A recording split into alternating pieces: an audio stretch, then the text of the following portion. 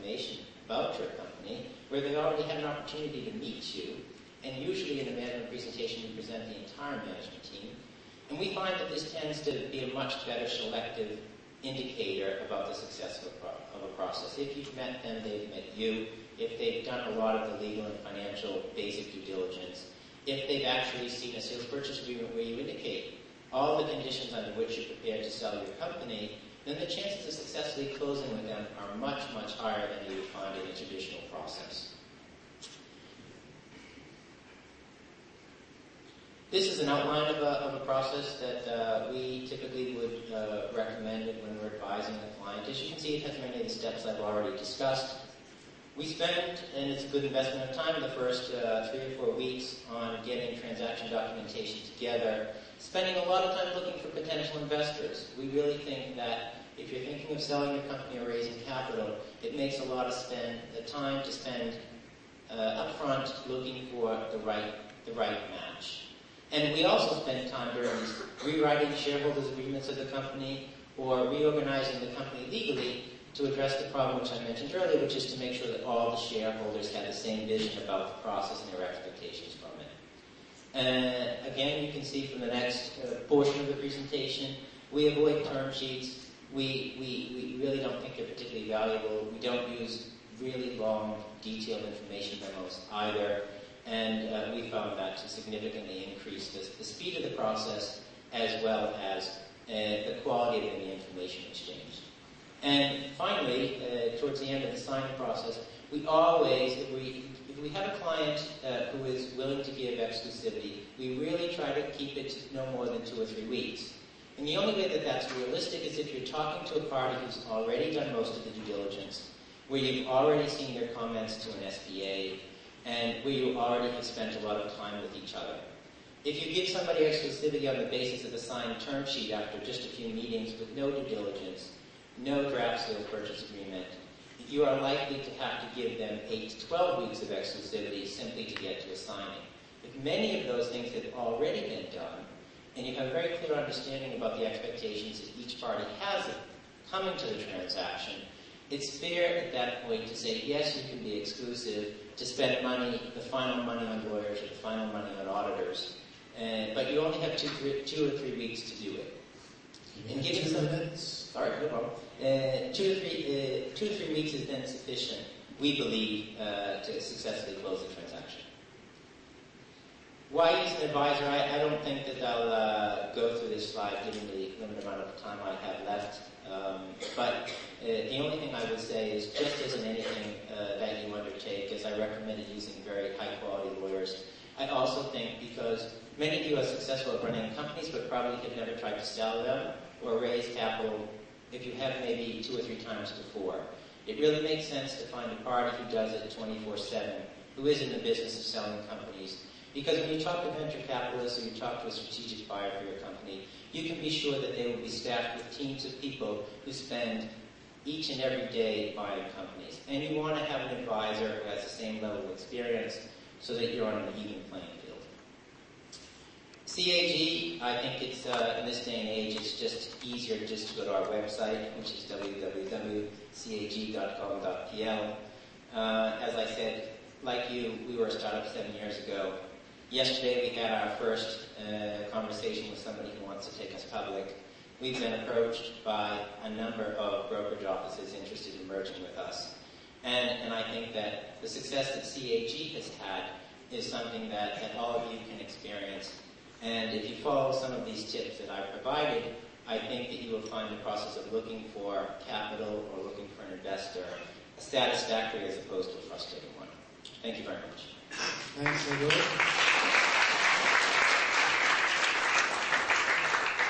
And I will ask you any questions you might have. Please keep them for yourself now. We will have the panel discussion where you will be able to ask. And I will ask the last speaker before the panel discussion, Michał Francescu, to tell us something about private equity in less than 20 minutes.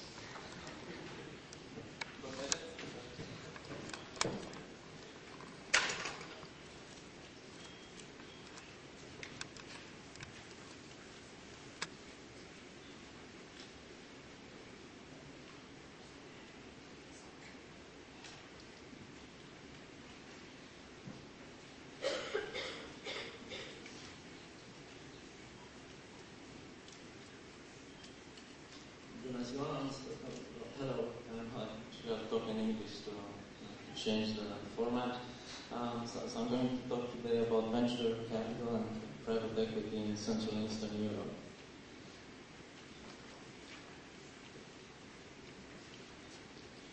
At EPS Capital Partners is a venture capital private equity firm. Our philosophy is to have one team in multiple locations. We're present in all major cities in the region, including Bucharest, Warsaw, Prague, Vienna, and Budapest. That helps us not only to find opportunities, but more importantly to work together with the entrepreneurs that developing the business. Because we, being present locally, we understand much better the market in which the entrepreneurs operate, as well as we have a better communication because we are proficient in the local language of the entrepreneur. We have 3 funds under management currently, of which 2 are actively investing. 3DS Central and Eastern European Fund 2 is capitalized with 100 million, and 3i PLC is the anchor investor. And recently we launched our fund number 3, which is called 3DS Cisco Growth Fund. It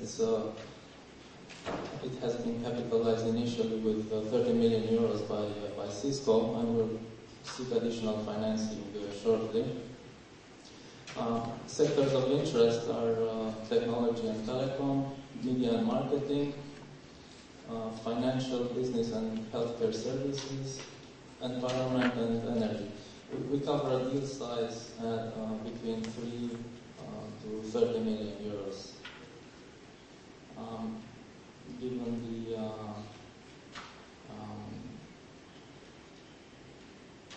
so I'm going to talk especially about Fund 3 because it's more suitable to this event. Since Cisco is the anchor investor, no surprise where focus is a TMT fund, technology, media, telecom. We do multiple stage transactions, but we're actually much more interested in venture and growth. We cover the whole Central and Eastern Europe. Typical investment amount is 2 to 4 million because we're looking at early stage companies. Having said that, we can always invest more from the other funds we have under management.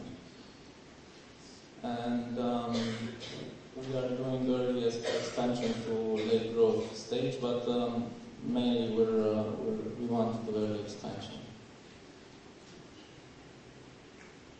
I have preference for solid companies with existing business model and paying clients, which is always important. I mean, it can be a great idea, but we need to understand where the money comes from. And in exceptional cases, we can also invest in startups. The investment criteria, I'm not going to insist that much. I mean, I already touched upon that. It's primary expansion and growth capital in terms of stage of the company. We like companies that have existing products and services, established customer base, growth strategy, and relatively complete management team. Here we're also prepared to assist the entrepreneur in strengthening the management team. Typically we do that. But of course we still want the existing team to be a professional one.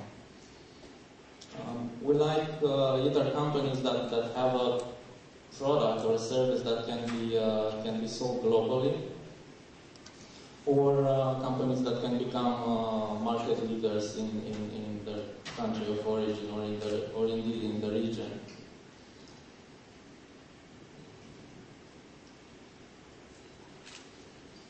Here are some examples of the companies that we invested from our funds so far.